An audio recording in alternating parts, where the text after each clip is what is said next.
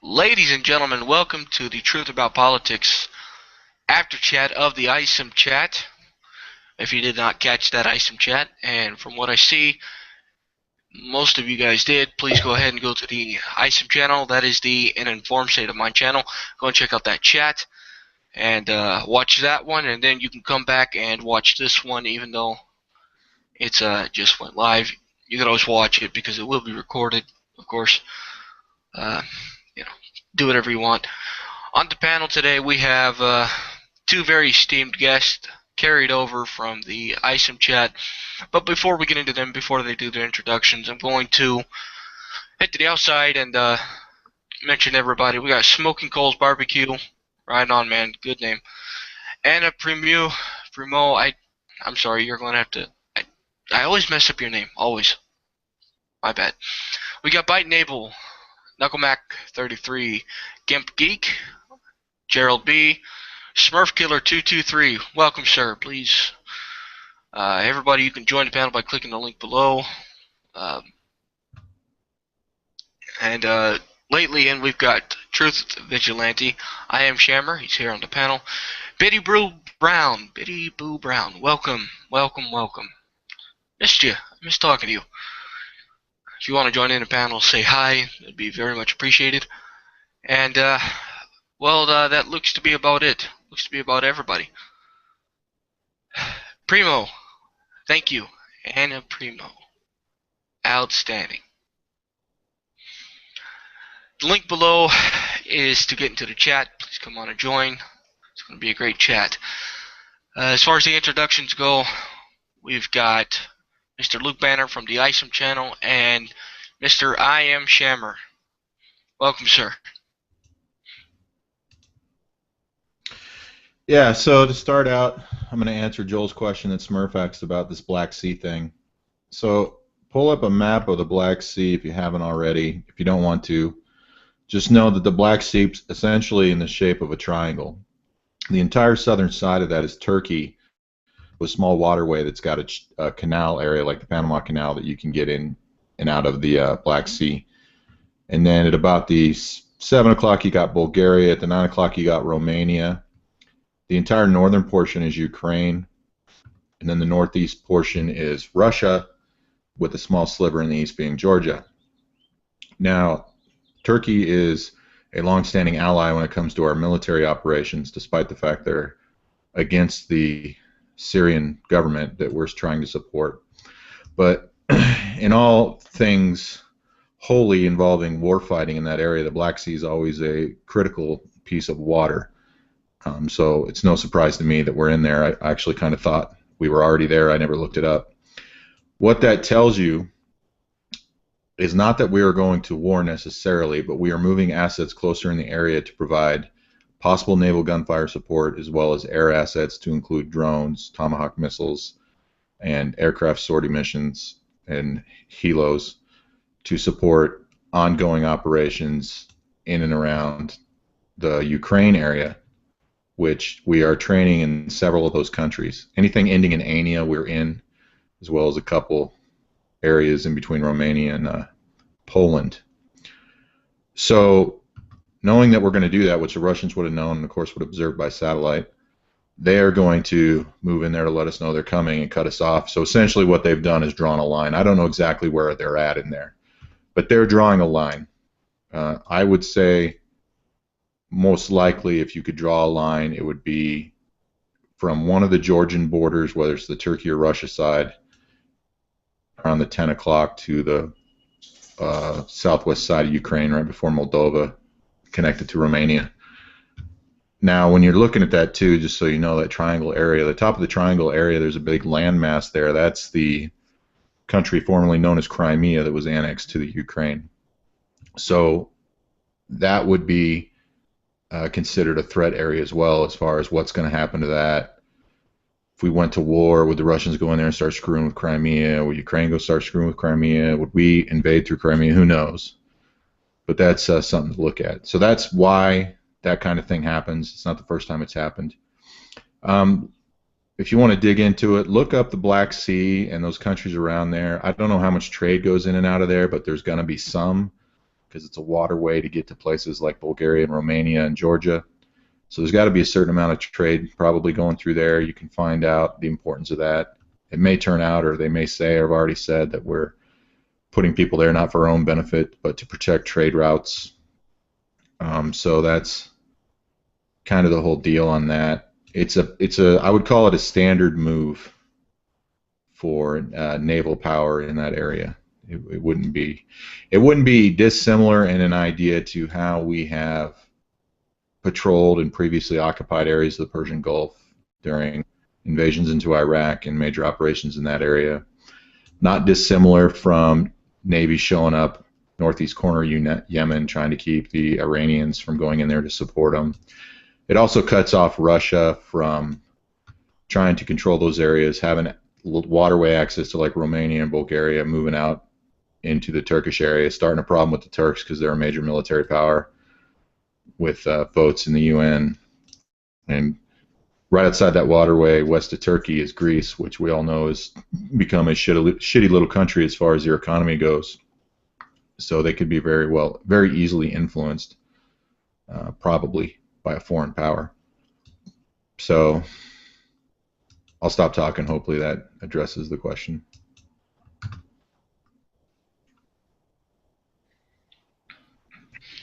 Well, ladies and gentlemen, we've got two new guests, Smurf Killer and Delaware Patriot. Smurf Killer, you want to say an intro real quick, sir? Don't sub me. How did I know that was coming? Great intro. He always brings stuff. Always brings stuff to the chat, and he's very highly valued here. Mr. Delaware Patriot, sir. Hey, how's it going? Thanks for having me on. Just joined in. I did not get to watch any of the AISOM show tonight, so I'm just going to kind of hang out, see what you guys are talking about, and I will chime in if and when I'm ready. Thanks for having me. Thanks for joining. Smurf Killer, were you going to say something?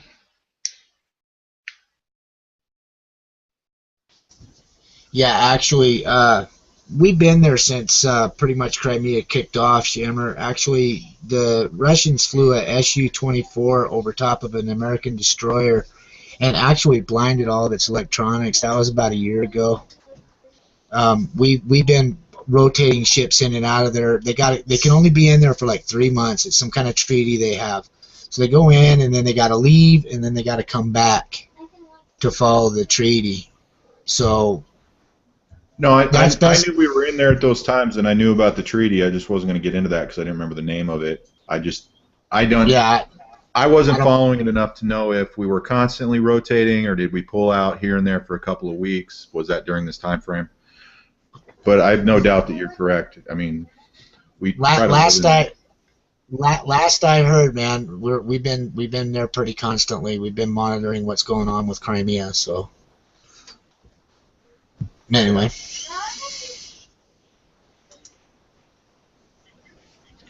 that's good info. Well, the thing is, too, people are really into it. If anybody's following naval development like I'm looking into as far as submarine warfare, what countries are doing it, you put a little effort into it, pull a map up or just draw a sketch, and then start searching in the last 6 months of naval movements and where different navies are positioned. You know, we're still going to be in the same spot around Yemen. We're clearly still in the Black Sea. You can find out where we tend to patrol and go, who's where. You could probably figure out without too much difficulty if you spend a lot of time where guys out of Pearl Harbor are at, as well as the other navies around the world. And you can get a good idea of basically the front line, if you will, like you can see a line on land. It's just easier on land because we have country borders, so we can kind of imagine it. But if you look at all that stuff, you can probably draw the same thing out, figure out where all the navies are positioned, give you a better idea of things that are going on. now as far as that goes, man, you can go to some websites. There's quite a few online, actually. I have a map that I hang on my wall, and I use pins to keep track of current military bases, current conflicts, and things like that. And you can go to websites that are online. So anybody who's interested, all you have to do is type in base locations. Stratfor used to be really good. There's another one I use, but I can't remember the name of it off the top of my head. But they're real good about current military developments all over the world. So Stratfor is by far the most accurate intelligence agency on the planet that is used by our government, contracted all the time. So that's definitely a good resource. The other thing, too, is I'm a big supporter of looking at Facebook pages. The thing is, Facebook pages made by a unit typically aren't made by the unit, maybe their family group or one of the people. And even if they're monitored to some degree, they put too much information out there, but you have to dig into it. So if a group says, for the Navy, for example, you figure out based on training or whatever rotations that battle group or destroyer or whatever is about to go on some sort of patrol or standard mission, a lot of times they'll talk about, or while they're on the mission, people on those pages, which you can go look at their pages, will tell you about the hookers they were banging in Thailand or all the photos they took in Japan or whatever, and you can figure out where they're at, where they're going to be. And then all you got to do is look at historical information, start Googling historical information to figure out, well, where have guys that have done that in the last 10, 20 years, where have they gone? Because they tend to follow similar patrol routes. It's no different than land-based forces. I talked about it in one of the videos where, for the Army anyway, if you see that they are going to or came back from like the Joint Readiness Training Center or the National Training Center, then you know they are ramping up to meet training qualifications to deploy, and probably are deploying within 3 to 6 months. Well, that's the biggest thing about it. The internet is like a valuable resource. The other thing I would recommend is anybody who's interested in that stuff, you should use Google Earth. I done a lot of stuff on Google Earth. I know where a lot of bases are because I went there and looked on Google Earth. You can see airports from pretty high up, and all you have to do is look for them. Usually when it comes to like the military stuff, I don't remember the site. I'd have to find it, and I can put a link in the external when I find it. But it gives you the what do they call it? Global position in longitude and latitude of Army bases and things in Russia. They even give you some of the American ones. They give you a lot of stuff in Europe. And it's absolutely accurate. You can go there, type it into Google Earth, it'll take you right to it, and you can look at it. So I think that you have to understand it. You need to really have an understanding of where this stuff's taking place. Because if you don't understand that, you're missing half the story. Yeah, for the people out there that don't know, the internet is just one of many examples of what open source intelligence is. It's actually a term that came up around Tom Clancy's investigation. If you've ever heard that, it's actually true because of something he wrote in a couple of books that were highly classified. He was investigated by the Central Intelligence Agency, and during that time frame he was cleared because he proved to them how he found it by what he called open source, and he was contracted for several years to train agents and analysts on accessing open source information. That's why sometimes certain things I know to be classified, especially if they're somewhat serious, I always say, or I go look to see what's publicly available, because that can be the easy argument. It's publicly available, that's why I'm talking about it. I know that it's probably classified, it's not a program I've been read onto. For me, some things are common sense, but there's so much information out there that you can find. All you have to do is connect the dots. You got to do your own analysis. And if you want to learn more how to do that, there are a shit ton of websites and books out there on open source collection that have all kinds of great ideas on how to find information. Yeah, one of the biggest things is a source that a lot of people don't like to go to, but you can use them. CIA's got a web page. They have an embassy security site, and they contribute to it every year, and it tells you basically what's going on in that country. That's not classified. It's completely open source.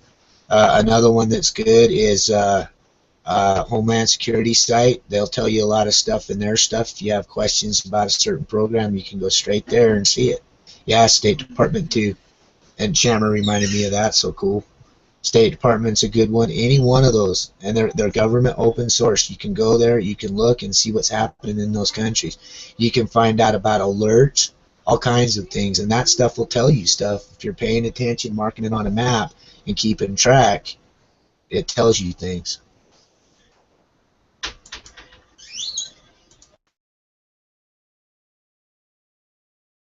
It's good stuff, stuff you need to know.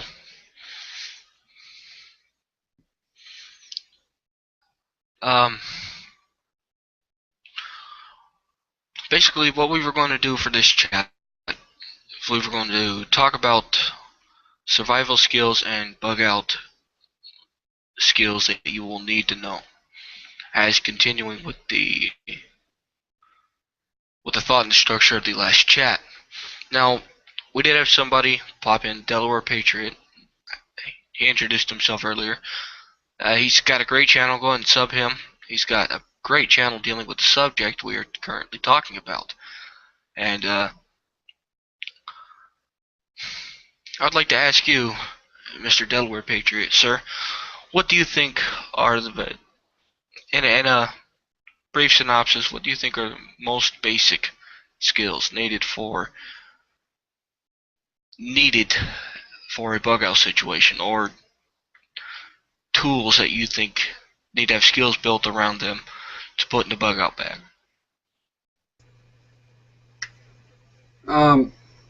Well, obviously there's many skills that you would need in a bug out scenario, but for me personally, obviously some basic marksmanship and the basic operation of some firearms. You know, you don't have to be a Navy SEAL level of proficiency, but, you know, like I said, basic marksmanship, know how to effectively put rounds downrange, know how to service your weapon in the field, and have the equipment available to service your weapon in the field. Some basic hunting skills, hunting, gathering, at least know the local flora and fauna in your area. You know, learn how to read game trails. You know how to hunt, how to fish, how to clean game, how to procure food and water, basic medical knowledge. You know, again, you don't have to be at the level of where you could perform, you know, open heart surgery, but first aid basics. You know, it's all about your foundation. It's all about starting with your base. You know, learn your basics and think about helpful in that scenario, or in a shit hits the fan scenario where you possibly could be on your own, or you could be with people that may not have the skill set that you have. Something that I'm a big proponent of, especially when it comes to my bug out bags, is I like to keep things in my bug out bags that can help people that may not be on the same skill level as the rest of us. So I like to have basic first aid information in my bug out bag. I like to have an inventory list of what's in my bug out bag. I like to try to keep as many products as possible in the original packaging so that they have the instructions. That way, if for some reason you get caught in a bug out scenario with somebody that may not have the same skill set as you, and you're the one that gets injured, and they start digging into your bug out bag, they have that basic literature of how to do first aid, or they have an inventory of what's in your bag, so they don't have to go searching around. Or, you know, they come across a bag of flares or a first aid kit or something like that, and they have no idea what they're doing, but it's still in its original packaging, so they can at least read the instructions. You know, because in the military, you know, you break most of your stuff down before you pack it into your bag. You break down your MREs, you break down everything. You break it all down, and you package it in a certain way to optimize your space. And that's all fine and dandy because you're with like-minded people who are also trained, but that may not be the case. So, you know, in my opinion, that's where you start. Just with the basics. Basic first aid, basic marksmanship, basic weapons handling, and basic hunting, gathering skills. You know, you don't need to be a tracker. You don't need to be able to track an animal through the woods. Just understand that you can identify what an animal's doing just by looking at its game trail, just by, you know, if you want to hunt, you want to fish, you know, what times of the day are the best to fish, what times of the year are the best to catch fish. You know, if you see a very prominent game trail, you know, obviously if you set yourself up off to the side of that game trail and you wait, there's a very good chance that you're going to be able to shoot some sort of animal. Understand winds, you know, being upwind, being downwind, and how that's going to affect what you're hunting or what you're stalking. You know, things like that. So in my opinion, it's the basics, and it's not just one area per se. It's everything across the board, all the things that I mentioned. Start with learning the basics. You know, if you're already a proficient hunter and you already know how to, you know, kill animals and dress and skin and all that stuff, then you're probably good there. But maybe you're, you know, you're weak in first aid, or you're, you know, something like that. So just and there's so many manuals and literature out there that you can buy and you can download to teach you these things, so you can go and apply it in a real world situation. So for me, that's where I say you start.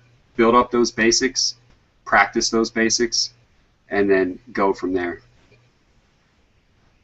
I mean, this is something we could talk about for hours, I feel like. I mean, honestly, I really could. Basic fire building, how to sanitize water, you know, those are two things. How to build shelter, you know, how to optimize your bug out bag so that you have those things: fire, water, shelter.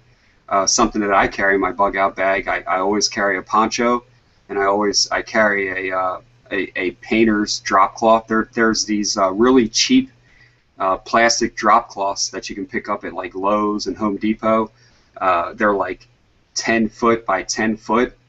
They're plastic and they're very thin, but they roll up to, like, you know, very manageable size. And that's something that you could put over your shelter in the woods to help waterproof it. You know, it may not withstand a lot of heavy abuse, but, you know, it's better than nothing. So just common sense items to have with you, and get rid of the fluff, basically. Get rid of all the bullshit that you don't need, and really think about what is going to help you in that survival situation. Well said, sir. Well said. Yeah, I agree completely. Learning how to keep yourself alive, first of all, is most important. It's kind of hard to shoot a gun when you're dead, because you didn't know how to purify water, or you didn't know how to set up a snare or several snares. You couldn't hunt. Yeah, definitely take those skills. Definitely learn them. Yeah, flora and fauna is a big thing, because, I mean, like I said, you ingest the wrong thing, I mean, it's game over. You dehydrate yourself by the fact of getting sick, diarrhea, whatever the case is. I mean, geez, that'll take you just as much as anything else, right? Or infection, or you know, those things can take you in a few days too. So it's yeah, it's important, no doubt. I agree with everything you said, 100%. Well said, sir. Yeah, I think what happens is a lot of people, I feel like a lot of people get caught up in trying to be basically a ninja at everything right away. And that's just not realistic. I mean, you know, especially if you're somebody that's a beginner and you're starting from the ground up. I mean, you're not going to be an expert. I mean, you know, I've done a lot of different things, and I learn every single day. And that's why, you know, every time I go out, I go fishing, I go canoeing, I go hunting. I mean, I treat it as this is the last time. Like, this is an end of the world scenario, and I take it very seriously. And you're never, I mean, you know, to say you're going to be an expert in anything immediately, that's just not going to happen. And I think if people can understand that if they realize that, hey, I'm a beginner and I'm not going to have all these tools in my toolbox immediately. I'm not going to have all these tools right away. You know, I think that's the first thing, is just being honest with yourself and doing an analysis of what you're good at and what you're not good at, what you're proficient at and what you're not proficient at. And I think that being honest with ourselves is a huge step in being prepared and being able to tackle these situations. Being able to look at yourself and say, you know, I really suck at building fires, or I don't know the first thing about first aid, or, you know, I'm proficient with an AR-15, but I don't know the first thing about AK-47s. You know, whatever it may be, I think that's to sit back and do an assessment of who you are and where you are currently. You know, it's like I say, there's as prepared as we want to be, you know, in the future. But right now, you're only as prepared as you are right now. If the shit hit the fan right this second, everybody that's sitting here or that's in the external, whatever you have right now is where you are. And that's what I think about. I'm like, if the shit hit the fan right now, what would I be able to do? Where would I be? How effective would I be? And then you do that realistic analysis of what you have, and then you build from there. And don't get discouraged if you don't have anything. If you are literally a beginner at everything, you know, you've never owned a firearm, you've never hunted a day in your life, you've never had any first aid training, you haven't stored one bit of food or one bit of water, don't let that deter you from starting right now. It's never too late to start. And you know, the shit hasn't hit the fan yet. It's coming. We all think it's coming, but it hasn't quite happened yet. So it's still not too late. And you know, don't put all your eggs in one basket. Don't go spend all your money on guns and ammo. Don't go spend all your money on food and water. You know, try to, in my opinion, it's best to try to stretch it out, to try to prep in every area. You know, get yourself a couple solid weapons. You know, a good shotgun and a good handgun, or a good rifle, and then get yourself some ammo. And then get yourself some food, get yourself some water. You know, you don't have to have the most high-speed gear to be prepared. And I think if people understand that and they realize that this is not going to happen overnight. I mean, I've been doing this for years, and I still feel like that I'm nowhere near where I want to be. But I also know that I'm far and above a lot of other folks. So, you know, being honest with yourself is a huge, huge part of what we're talking about. Just looking yourself in the mirror and saying, this is where I'm weak, this is where I'm strong, and this is what I need to do.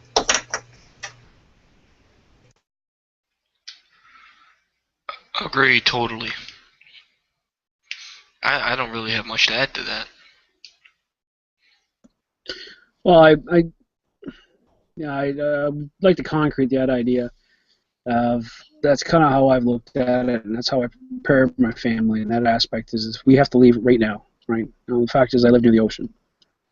You know, the probability of a tsunami hitting us here, from the history, certainly of our location, which we certainly look at, is extremely low.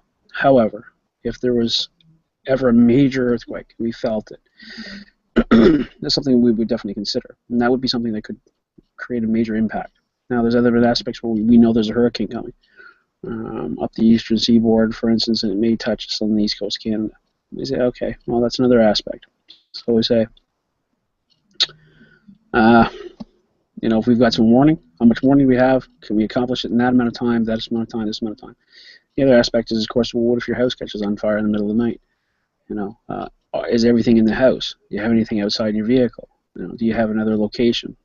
Most places, you know, you're going to go off your friends or family's house and you'd be okay. But do you have important documents and stuff? Do you have that stored someplace else?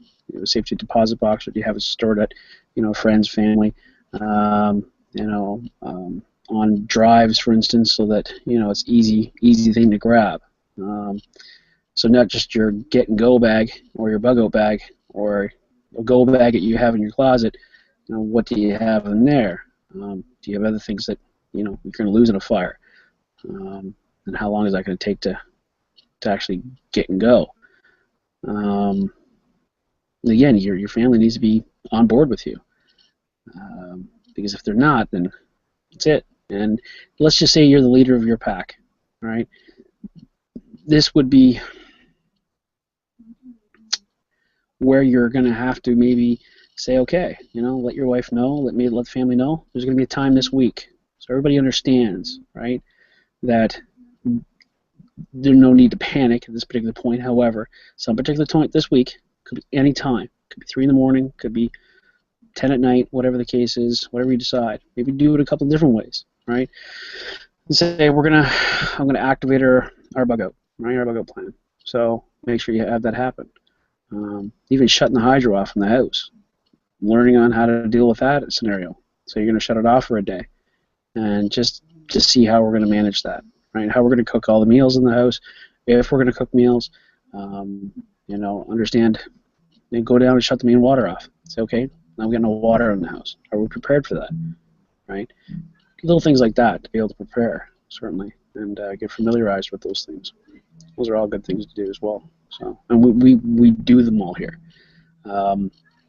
Just was it March we lost hydro for a day and a half, and electricity. You guys in America don't like me using that word, hydro. Anyway, yeah, electricity. If we lose electricity, but we lost electricity for a day and a half. Right? We're just fine with that. So do we miss it? Sure, you miss it. It's funny when you walk into the kitchen and it's dark and you automatically flip the switch and you realize, duh, there's no electricity, and there hasn't been for half hours. You think you'd understand that, but it just goes to show you how much you take for granted, right?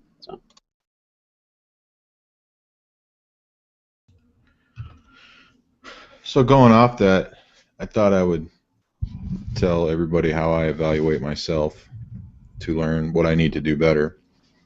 Basically what I do is I make a list of everything I'm professionally trained in, I've put into practice or been paid to do. I have significant real-world experience doing it. I've taught it or trained other people in it. It's something I've been educated in, something I've used and authored products from, whatever. And that list, for most people, tends not to be very long. And that is what I know. Everything else is my weakness. And that's usually a long list. And I take that list, no matter what it is, because to me there's no gray area, and I categorize it, put it in order based on what I believe my understanding of that area is. And then I try to use that to prioritize what I want to focus on next. And I do this every 3 or 4 months. So there you go. That's a good way to keep yourself prepared. Certainly it's a good way to to make sure you know everything you need to.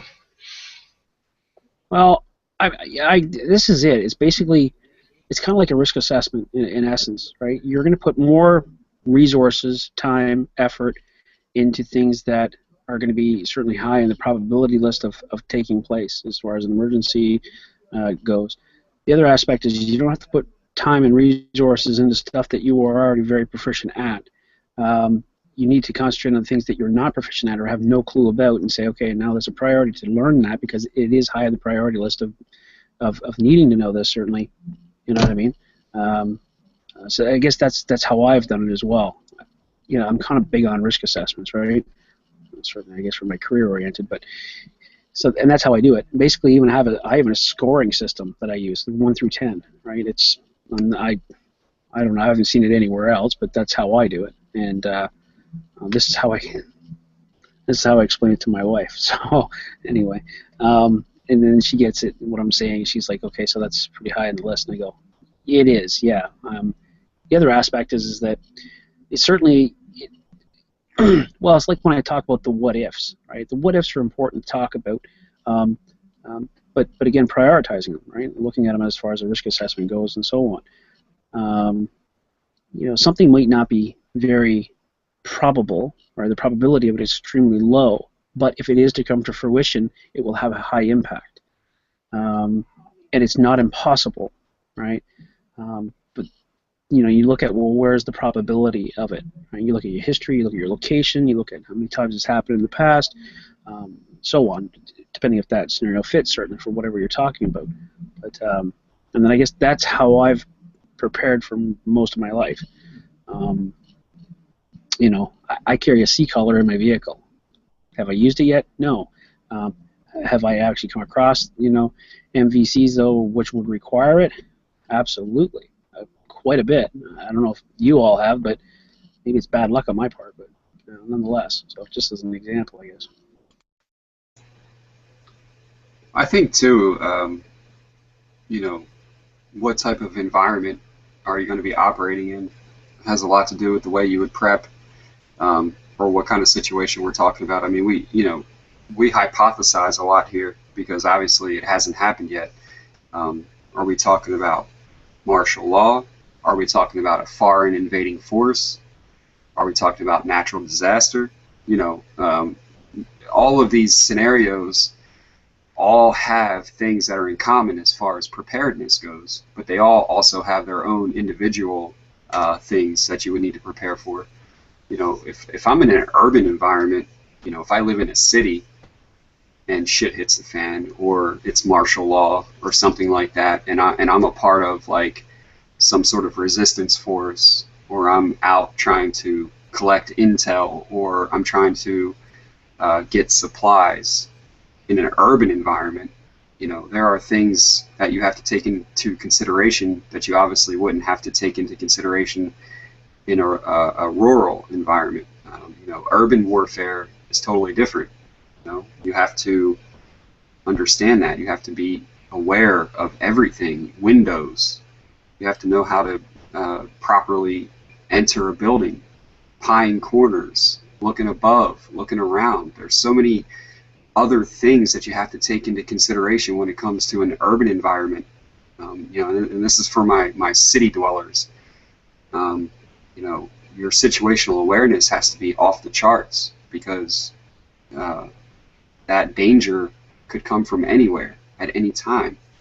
Not saying that's not the same if you're in the middle of the woods, but you know, every situation is different, and I think that's where I'm a big proponent of preparing for the area that you currently live in. Not saying that you can't have skills for other areas or learn those other skills, but if you're living in the middle of New York City right now, I would be more concerned about learning about small unit tactics in an urban environment versus small unit tactics in a non-urban environment.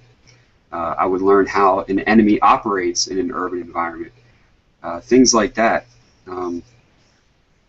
So, you know, it's obviously what we're talking about. You need to be multifaceted. But for me personally, where I live, you know, I'm not in an urban environment. I'm in a very rural area. There's a lot of water around, a lot of trees. You know, there are some houses and people and things like that, but you can't call it urban at all. So, you know, learning those types of skills, trying to, you know, figure those types of things out are very important depending on your environment, and that's regardless if you're going to bug in or you're going to bug out. You know, if you're in the city and you plan on bugging out of the city, you still need to know how to move and operate in an urban environment, regardless if you have somewhere to get away from the city. If you plan on staying in the city, you know, you need to know how to make your bug-in location secure. You know, you need to be able to black out your windows. Just, you know, all kinds of things. I mean, there's just so many things that go into this, and it's very easy to have oversight. It's very easy to miss something, and, you know, those miscues could end up being deadly. You know, there's no way to train yourself for this if you're just an everyday average Joe. I mean, it's very hard to have these skills. You know, you can read. That's where mental repetitions, in my opinion, are a big thing. You know, run these things through your head. You know, if this happens, what am I going to do? What's, you know, even if you got to write it out, or, you know, a spreadsheet or something like that. You know, what is the first thing that I'm going to do? If the lights go out tomorrow and shit hits the fan, what's going to be step number 1? Okay, and then what's going to be step number 2? You know, and not saying that that plan is going to stay together when shit hits the fan, but you got to have that plan. You got to know where you're going to start. You know, you can't just shit hits the fan and you're just going to figure it out from there. You know, you got to have some sort of base plan and then move from there. You know, so that's where I'm a big proponent of knowing your environment, knowing your surroundings. Doesn't matter if it's city, doesn't matter if it's in the middle of the Arctic. Can you survive currently where you are? And that's, you know, that's a big thing. I agree with everything everybody's saying, and I'm not going to say anything because I've decided that what I was going to say I'm going to do a video on, calling it the most important thing everybody needs to do to prep or something like that. I'd rather do that since I didn't do a video last week. So, Holding high out. five. That's my input. Virtual high five. I mean, you could chime in a little bit. You could give a little teaser. Delaware is the smartest man in one of the tiniest states. So statistically, that's a large percentage of the population for Delaware, anyway. I appreciate that. It's like anything. Prioritize what you think's important and learn it. Identify what your strengths are. Everybody has something they can bring to the table. They shouldn't think they don't. You've got something that you can do better than most people. Even if it's a freaking hobby, you've got something. You might have 10 somethings, you might have one something. You can learn things. You can share information. Delaware said he carries extra stuff sometimes. You know, when you're looking at that bag, if you have a network or people that you're going to go camping with or bug out with or whatever, you might cross-load things. You might find out that there are certain items that would be best for the group that an individual might not necessarily need, and you decide who carries what. The military does it all the time. So there's my 2 cents, maybe 3 cents.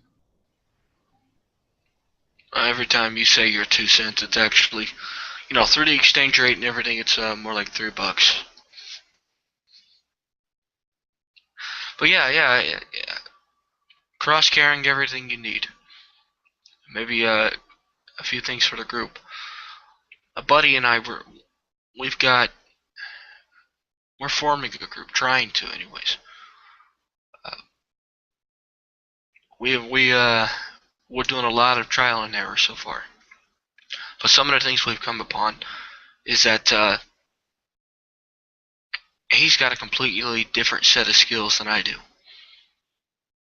And I've got a completely different set of skills than he does. And we've realized that even though we try and nail out a list of stuff, even though we try and nail out certain criteria, we try to do it, we can't seem to do it because it's too specific. Because he can do some things a lot better than I can, and vice versa. And everybody we meet is going to be the same situation. Shammer, I don't know what you're good at, but I'm pretty sure whatever you're good at, you're a heck of a lot better at it than I am. But if I put a piece of paracord in your hands, You see the question in the external, Shammer. In a martial law scenario, what could be used to thwart technology the regime may be using to locate your position, i.e. thermal cameras, etc.? I don't know if you saw that or not. Thermal's not too hard to hide from. I don't remember specifically what, but there's certain plastics that are almost like a shield of magic. Enough physical object between you, like really thick walls or a significant amount of deep brush, can hide it, like a jungle canopy, for instance. If you're near a building and they have like air vents that are blowing out heat, or near where the air conditioner is blowing out heat, that can help mask you because that'd be a large heat object there. Sometimes water, if it's warmer water and not too cold, you can get in it. Your temperature will slightly lower. That could help you if you go deep enough for a little bit. You know, like in one of those Rambo movies, you know, he gets all up there and hides in the mud, and the guy's standing there, and he comes out and he knifes him. Well, that actually can kind of work, because if you bury yourself, cover yourself like in mud, for example, or slime or leaves, and you're there for a little while, your body can adjust, because the ground will suck the heat right out of you, and you might run a, you know, concern with hypothermia or something, but that's just an example. Um, you know, if you know that a car, especially like a large car or truck, has been running recently, very recently, you know that's going to glow. And the glow and radiate from it down towards the ground, unless you're really close, is just pretty much a blur. So you could hug up to a wheel well underneath an engine block and hide from it. So those are a few ideas. Basically, you need to find the materials that will create barriers, and find materials that produce heat or consistently produce heat, to use it. Look into how thermal works, when they use black hot and white hot, and what for, so you can determine what objects are easier to see in white hot that are harder to see in black hot, and vice versa. And those are used depending on the amount of visibility in daylight. Physical distance is not really going to help you, because it can see heat forever. You know, things like the LRAS can see like 10 kilometers. Some of the thermal imaging sites in the weapon sighting systems, like for TOW missiles, for example, turret-mounted weapons, can usually see several kilometers.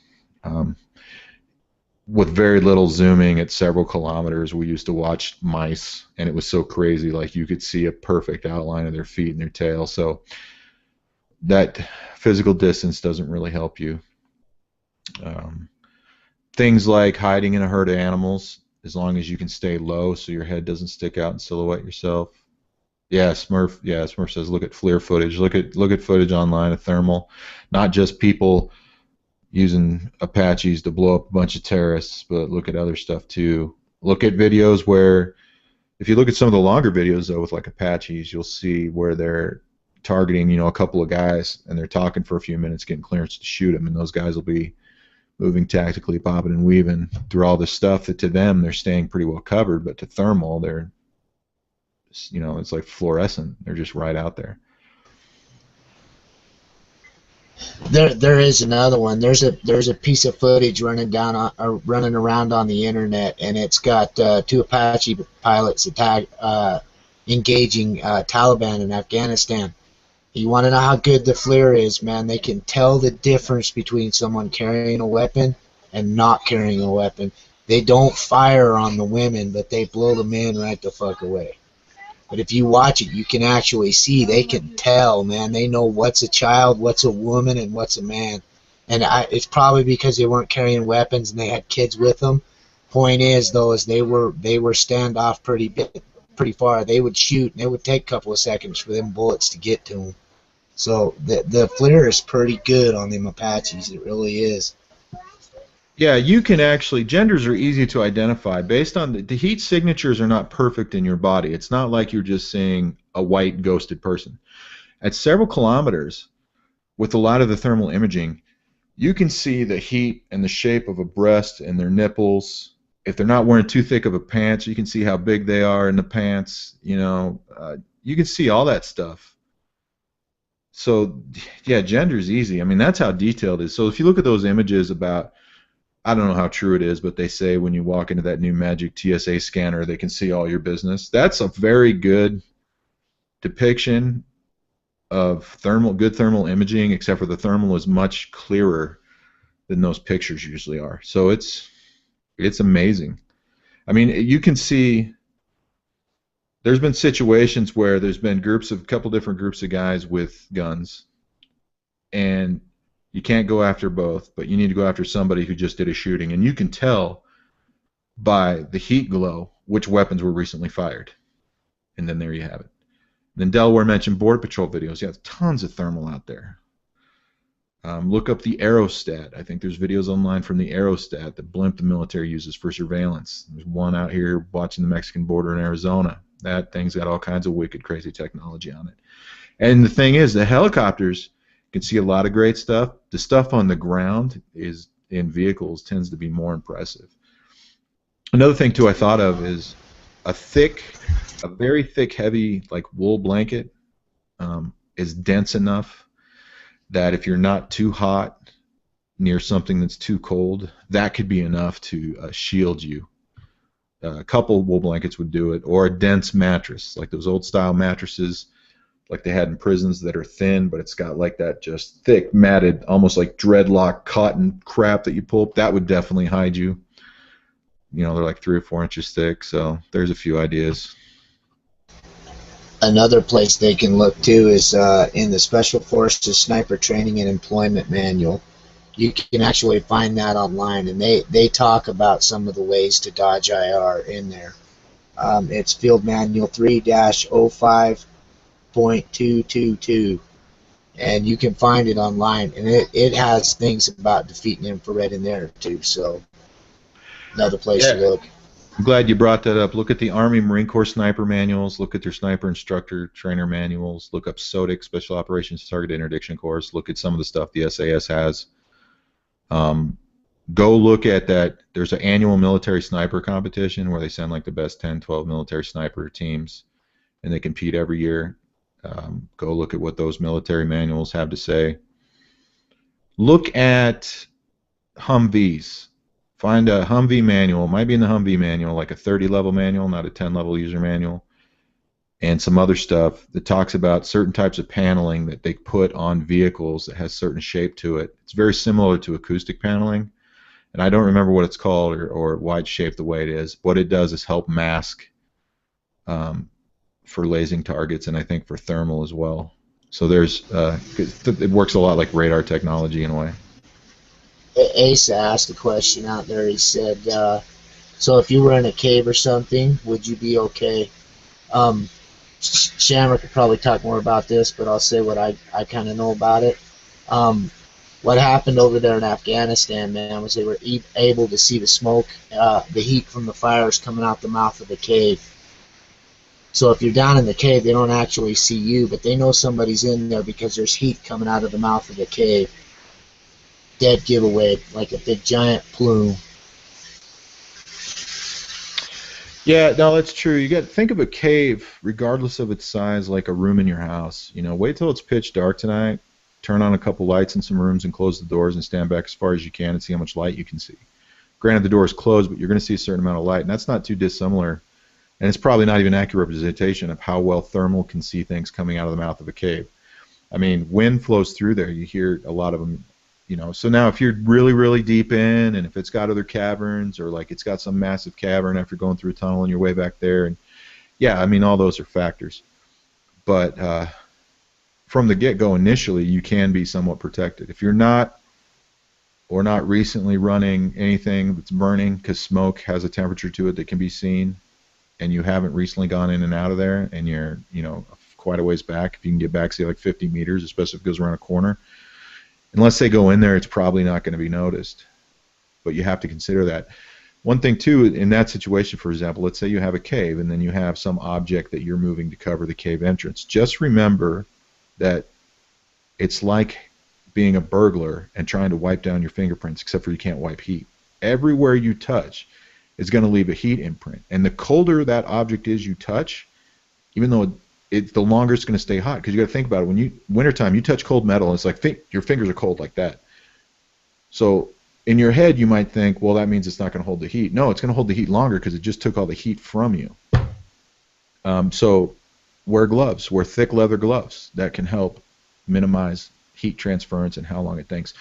Read up on dehydration and heat injury things like induction, conduction, evaporation, and all these things about how heat transfers in different ways, and that'll give you a good starting point for not just keeping yourself warm, but to see how heat transfers in objects, so you know what's going to give off a more noticeable impact. So, for example, in a lot of cities where it snows, the snow tends not to stay as long because the concrete is one of the warmest things out there. However, concrete also sucks the heat out of people right away. When you sit on it, you know, your butt gets cold.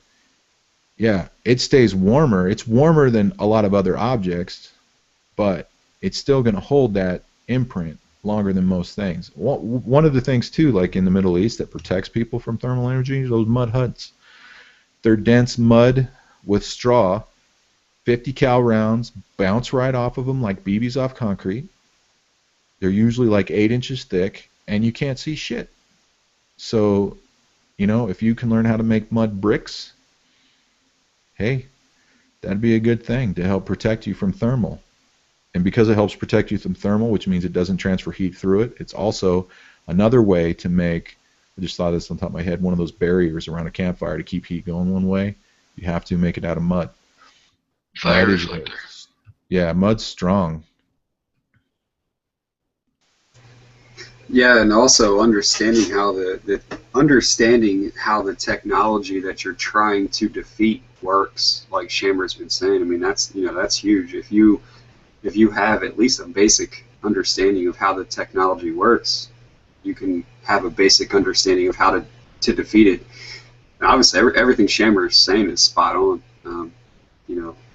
I think what he was saying about blending in with the environment, herds of animals or vehicles that have recently been running, things like that. I mean, at the end of the day, a lot of this stuff is just common sense when you think about it. I mean, it's like, you stop and you think about it and you think it's a lot of this, like, this high-speed training and all that, but it's really not that as much as it is slowing down and paying attention to your environment.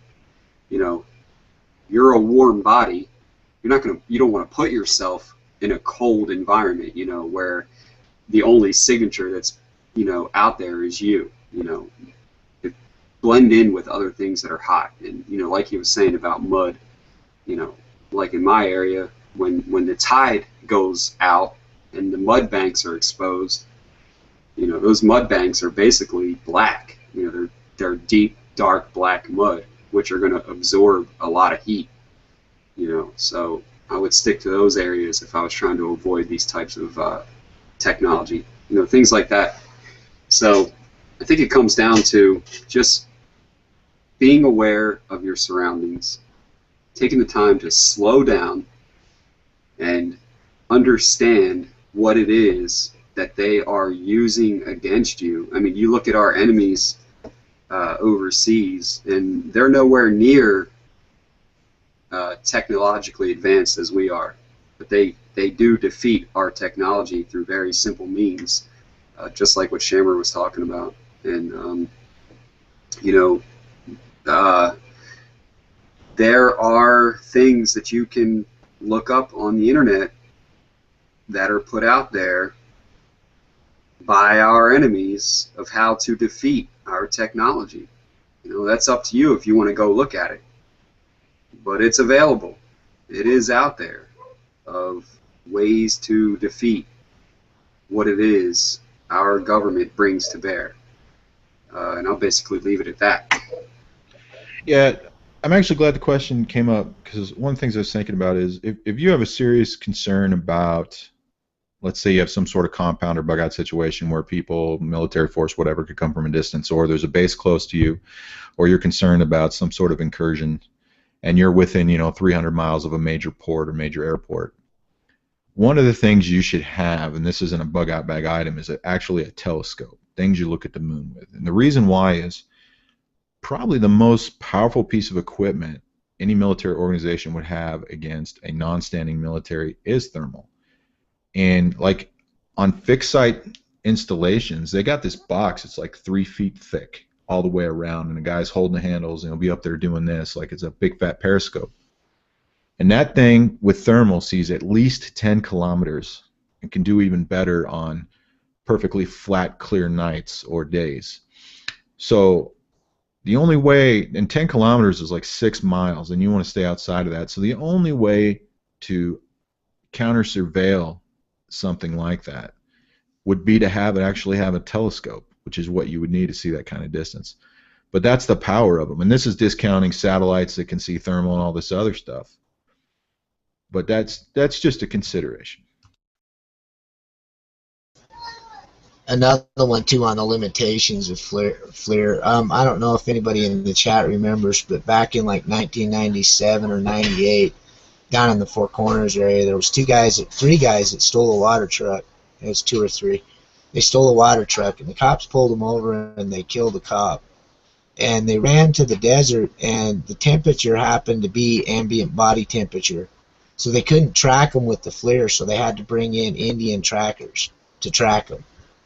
I don't know if the technology's gone way beyond that now, but at that time they couldn't track them with the FLIR. They were flying over the mountains. They couldn't find them because the ground temperature was the same as the body temperature. So there's all kinds of things. The technology's great unless the conditions aren't perfect. If the conditions are wrong, if something's working to your advantage, not as good. So just a thought.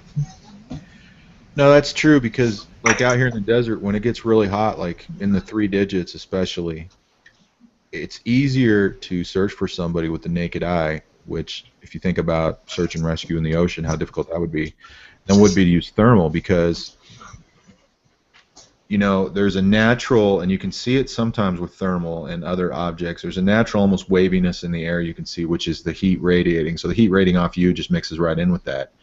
And if you're sweating your ass off, you know, sweating is your body cooling.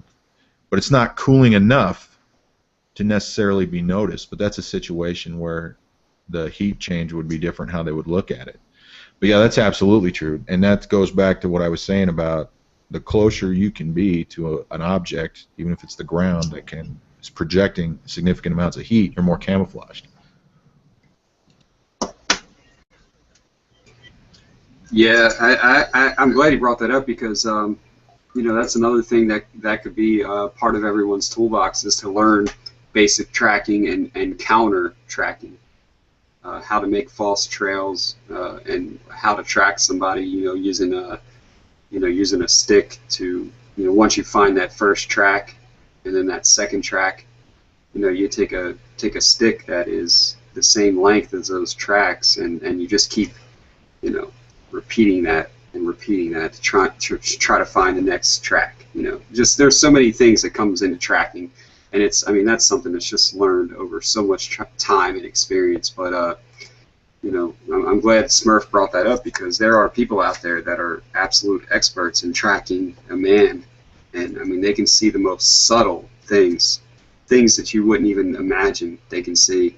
So to understand how tracking works, you know, pressure waves, I mean, it gets down to such an intricate science. I mean, they can tell if you were running, you know, if you were favoring one side or the other, just by the cracks in the earth that your track makes. I mean, there's so many things that some of these trackers can discover. So just knowing at least the basics of tracking and counter tracking would probably be very helpful in the scenarios that we're talking about, for sure. I use tracking when I hunt deer. I've been doing it all my life. There's a lot of neat tricks that you can learn, and I'll tell you, one of the good places to go is go get yourself a Boy Scout manual. That's really good introductory tracking. That'll give you the beginnings of it. After that, I would recommend that Special Forces Snipers Employment book. They tell you how to leave false trails. They tell you how to find someone who's trying to leave false trails. They give you all the stuff. They can track a lot of things. If there's 4 or 5 of you moving through the woods, man, they can figure out how many of you there are. It's real easy. Take 36 inches, measure it on the ground, and then check the tracks. There should be 2 tracks per one person in that 36 inches. That's going to give you a pretty general estimation of how many people are actually walking on that trail. All that stuff. One of the things that's an interesting thing is, I knew a tracker a long time ago. He was an old Indian guy, and this dude could track you across the rocks. And I always wondered how he did it. And he was showing my dad stuff with the posse down in Utah, and I always wondered how he did it. I asked him one time, and he says, when people kick over rocks, it leaves tracks. Think about it. When you move a rock on a rock, there's a little dirt spot there where the rock was sitting. Well, he looks for that kind of stuff. And he'll just go up that rock and figure out where you went as soon as you get to the other side of the rock. The creek thing, that doesn't always work. There's dogs out there that can track you down a creek. Hell, there's dogs I've seen that apparently, now that I don't know that this is 100% true, but there's a dog supposedly in Mississippi who can track you in a car if the window's down. So I don't know, but the ability of those people to do those kind of things, man. If with patience, I've had to track deer, man, that'll go across the rocks, and it's not impossible. It really isn't. It doesn't slow you down that much either to take the time to do that. It really don't. Yeah, I mean, it's about knowing what those inconsistencies are, you know, looking at the rest of the rocks, and then you see that one thing that doesn't look right, you know, an overturned leaf or a little bit of a scrape in some moss or something like that, you know. I mean, and that's what these trackers look for. You know, their eye is so trained to these things, you know. I mean, it's just it's almost uncanny, but at the end of the day, it all goes back to their awareness of what they're looking at. They're so in tune with that, and that's what you have to think about. Even if you're not an expert tracker or something like that, just if you can attempt to think like those people, you know, what are they going to be looking for? What are the signs that they are going to use to track me? And if you can at least understand what they're using against you, that puts you in a position to where you can, you know, use deception or mislead them. You know, even if you buy yourself 5 minutes, 10 minutes, an hour, whatever it may be, you know, I mean, it's just, and again, these are things that you're not going to do overnight. You know, you just, and like Smurf's talking about tracking deer, and the same thing. You know, we track deer, you know, blood trails, hoof prints, all kinds of things. I mean, there's just so many different types of things when you're tracking a deer. I mean, I have shot deer before, and I've gotten a clean heart, lung shot, and there's no blood, there's nothing. But you find where the deer was when you shot it, and you start right there, and you see the way it reacted, and it's hurt, and its tracks. A wounded deer, regardless of whether it's leaving a blood trail or not, its tracks are going to look different than other deer. You know, it's in distress. Something just happened that it doesn't understand. It's going to be running. It's going to be jumping. It may be, you know, favoring one side. I mean, you know, there's so many little nuances when it comes to tracking, and you know, it really is. It's an art. It really is, and it really does take some skill. But at the same time, it does come down to a lot of common sense and just being aware of your surroundings. I'll say this, and then Sharon wants to answer a question. The thing is, man, is I consider myself a novice, man, and I can track deer pretty damn good. I can track my kids around my yard. I know where they've been and things like that. And I consider myself a novice. There are guys that are 10 times better than me, and these people, that's what they do for a living. They're trackers. That's the Indian trackers. That's like one of their skill sets. They have people in their tribe that's what they do. And you'll find guys that are military that can do a lot of the same exact stuff because that's what they did, seek and destroy. So stuff like that is out there. You have to take that into account. And misleading with some kind of ham-handed thing, you've got to be really careful. If you think the person that's tracking you is good, you got to be real good at what you're doing. You got to hide your tracks really, really well. So one way you can hide your track is by wearing very, very soft shoes. Something like just moccasins, to be honest. Not the ones with the rubber soles, but with the thin leather. That way you can feel everything beneath your foot. Now, Shamar, I've just remembered you wanted to say something. Yeah, Ace asked about if there's a safe way to use technology without being tracked. The short answer is actually yes, and it's very, very easy. It just seems hard because we become so dependent on it. As crazy as it sounds, all you have to do is revert to the lifestyle of technology you had probably around 1985, 1987.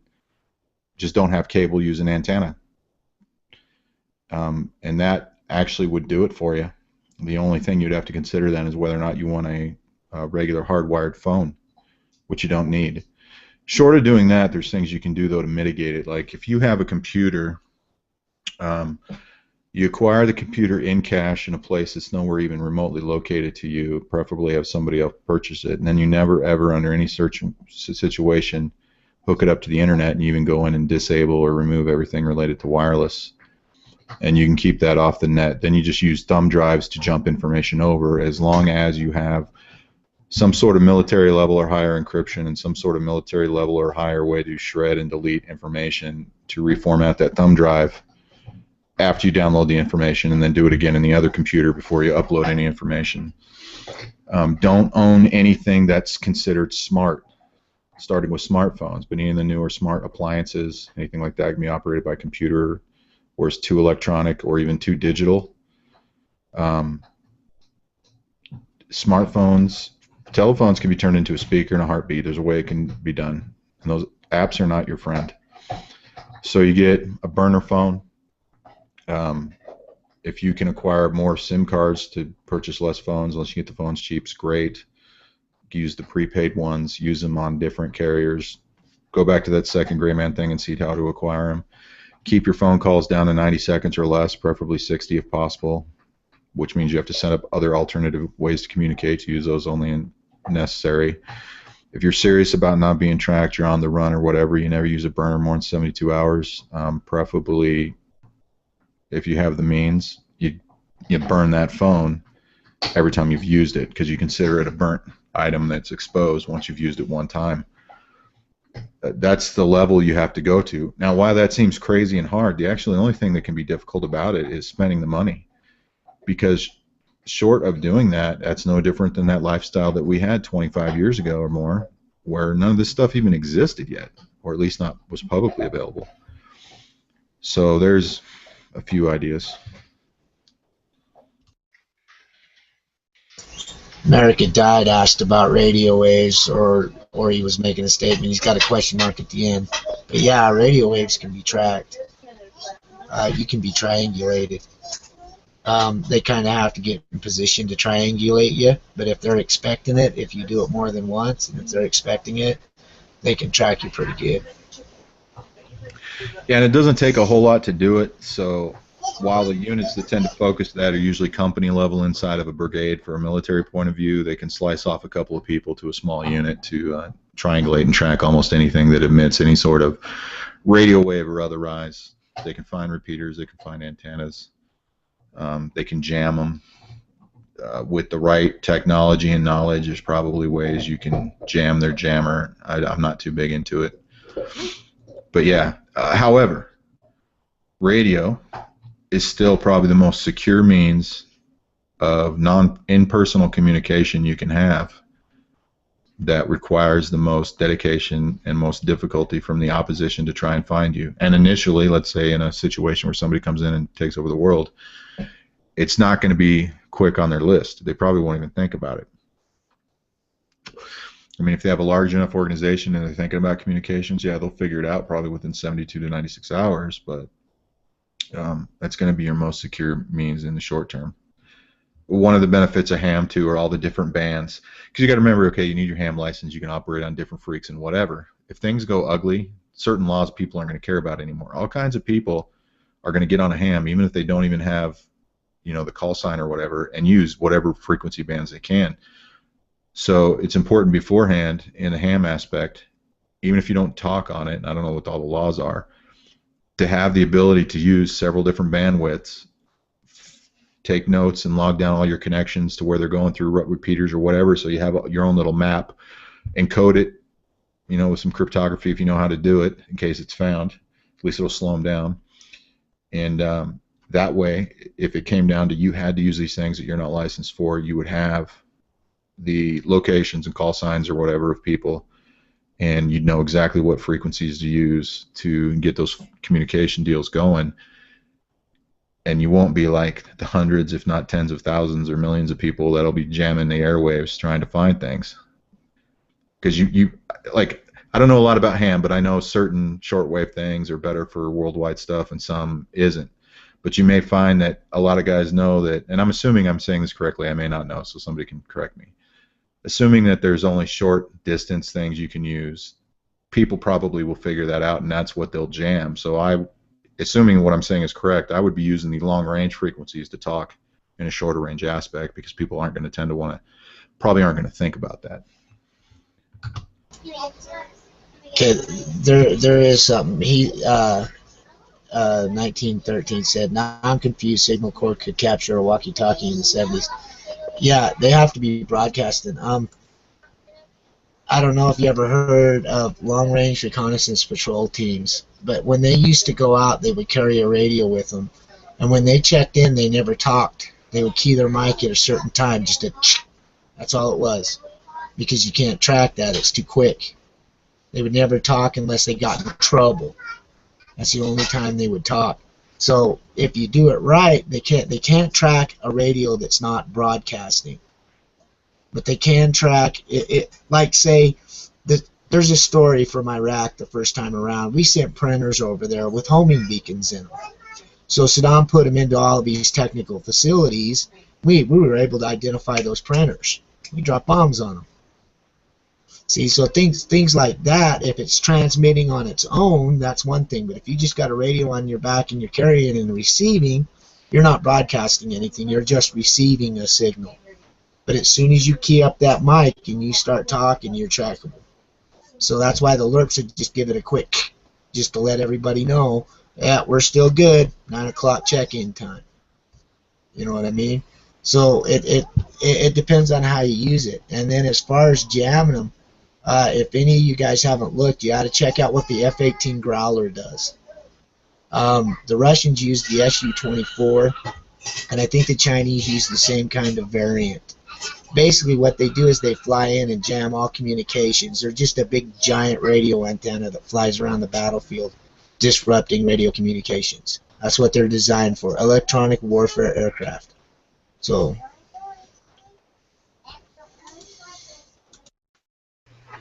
yeah, I think this brings up another good point of what we can do for shit hits the fan. You know, maybe not necessarily an invading force or perhaps a government takeover, but let's, you know, shit hits the fan scenario where there are other survivors, so to speak, that are monitoring the radio waves.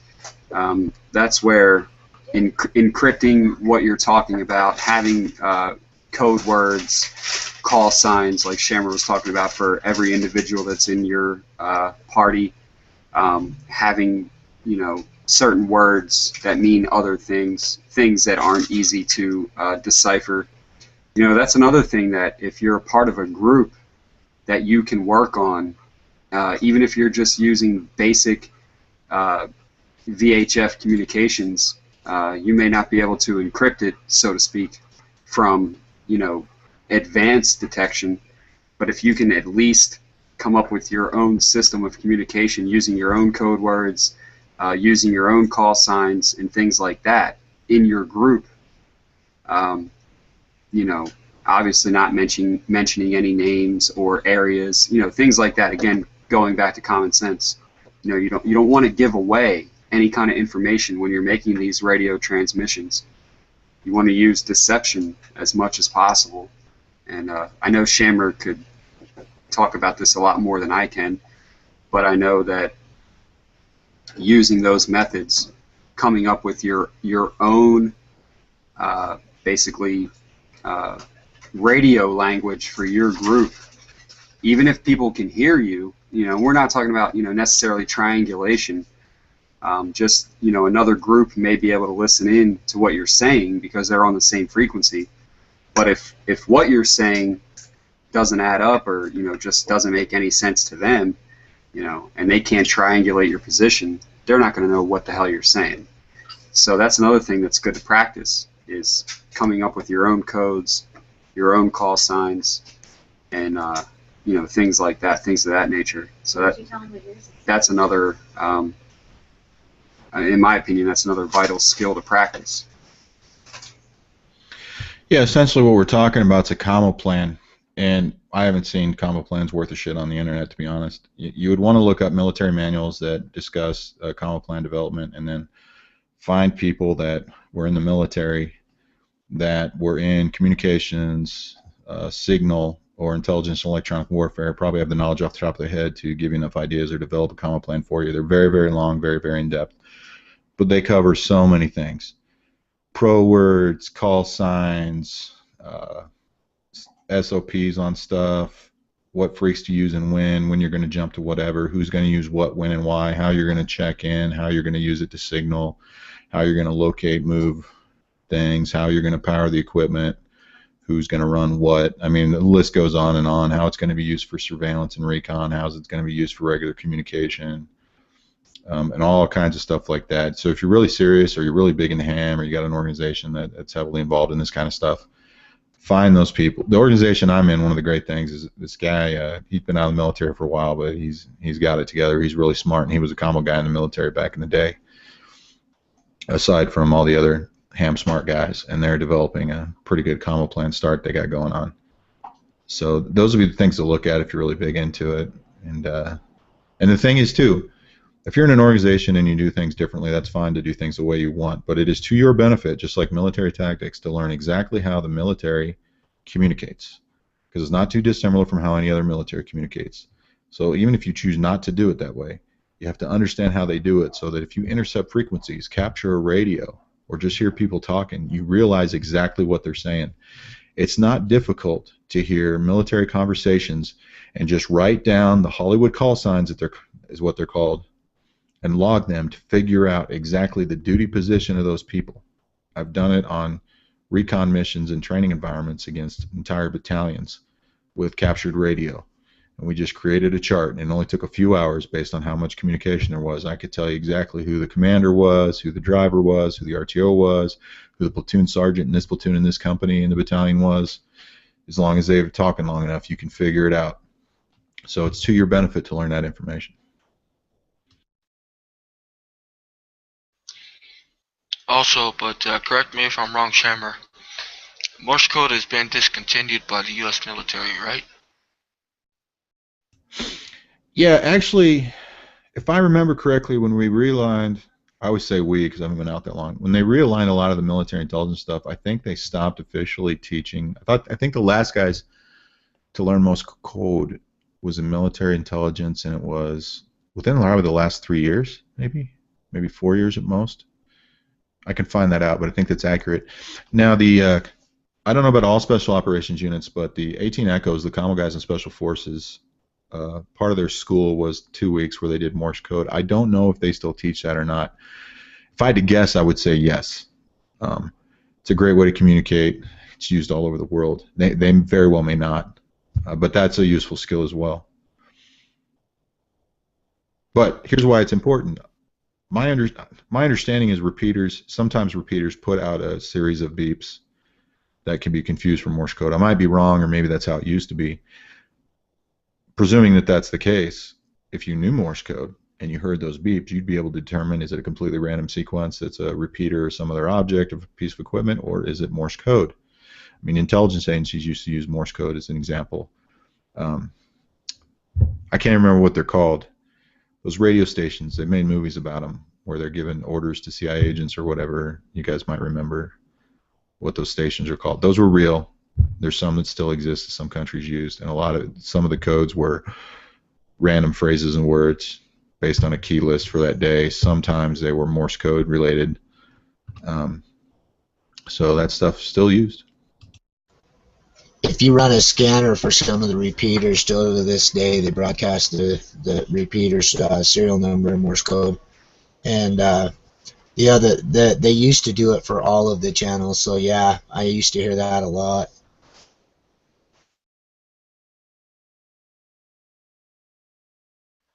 Ladies and gentlemen, we have a new person joining the chat with us. We've got Basic American. Hello, sir. Welcome to the chat.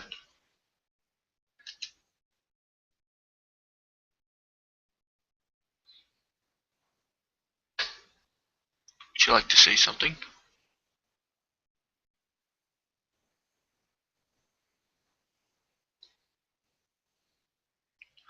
I guess not. Well, Basic American is, oh, he's unmuted now. You want to go ahead?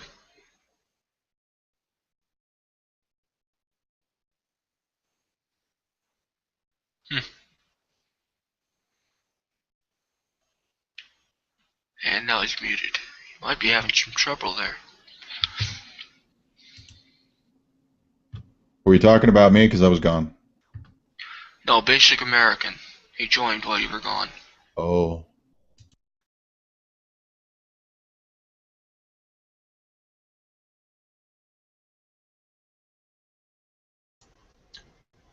Yeah, I would recommend anybody who has like any kind of questions or anything like that. You might go and look for the military field manuals. Some of them are relatively old in certain fields, but they still have valuable information, useful stuff. I've got a field manual for anti-guerrilla operations, and then one for special forces and guerrilla operations. They're older, but they have good information in them. So anything that you can find like that, pick it up. Yeah, just think about it. One thing you want to look for is net manuals. NET, like fishing net, stands for New Equipment Training. It was a program the military used to when they revamped a bunch of stuff. Anyway, tons of it's on comma. A lot of it are just flip pamphlets about how they program and use certain pieces of equipment, and that would be to your benefit to have, because a lot of those radios are civilian, can be purchased by civilians. They just don't have the cryptology stuff in there. Some countries use them. But because the thing is, if you don't know how a military radio works and something happened and you captured a military radio, you're pretty much asked out, because you'll probably turn it on, but that'll be about it. You won't have any idea what's programmed in there, how to access it, and all those kind of things. And you want to have that information, because once somebody figures out a radio's missing, in their comma plan is a plan for that, to basically screw you. And even if they don't figure it out, the communication security, the ComSec that's in there, changes. And it's usually not good for very long. It could be as good for as little as 24 hours. Or 24 hours from, 24 hours, it could be longer. So that's what you want to figure out.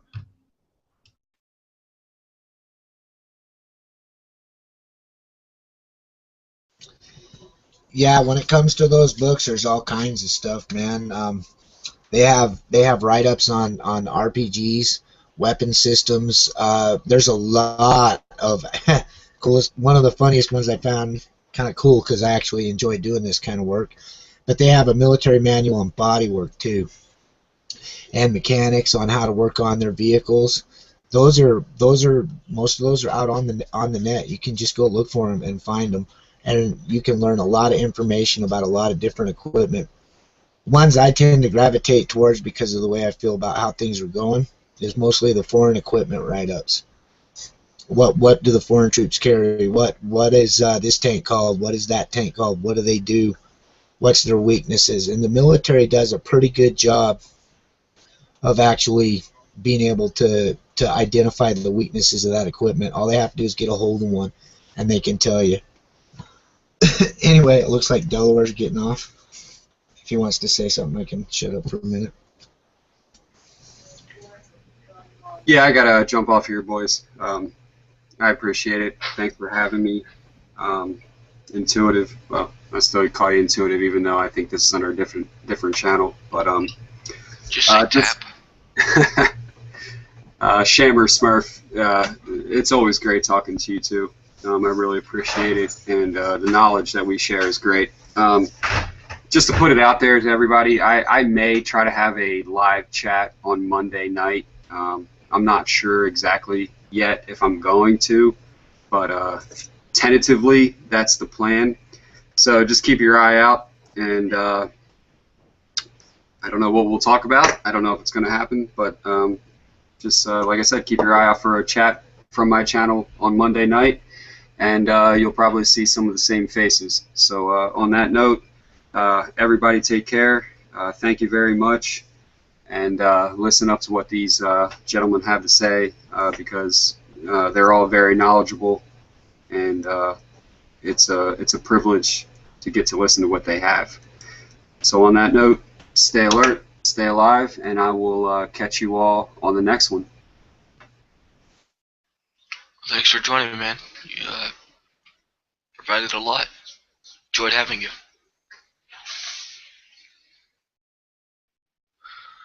Well, it looks to be we're getting close to the 2-hour mark. I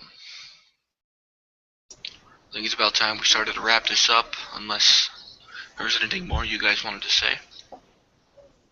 Time flies, don't it? Yeah, Doesn't seem like 2 hours. it's about 1 hour and 40 minutes so far. Still, that's pretty close to 2 hours. Doesn't seem that long. Nope. Anybody who didn't see the previous show, it looks like Resisted Tyranny probably isn't having a show tomorrow, so Luke's going to host one with me at that block time, doing a live Gray Man chat with question and answer and blah, blah, blah, blah, blah. So if you're interested, look for that. It'll get spread through AISOM and Resisted Tyranny. And Truth About Politics. Yeah, don't forget to head over there, sub up the channel, sub Shammer, do not sub Smurf. Go ahead and sub up everybody else though, and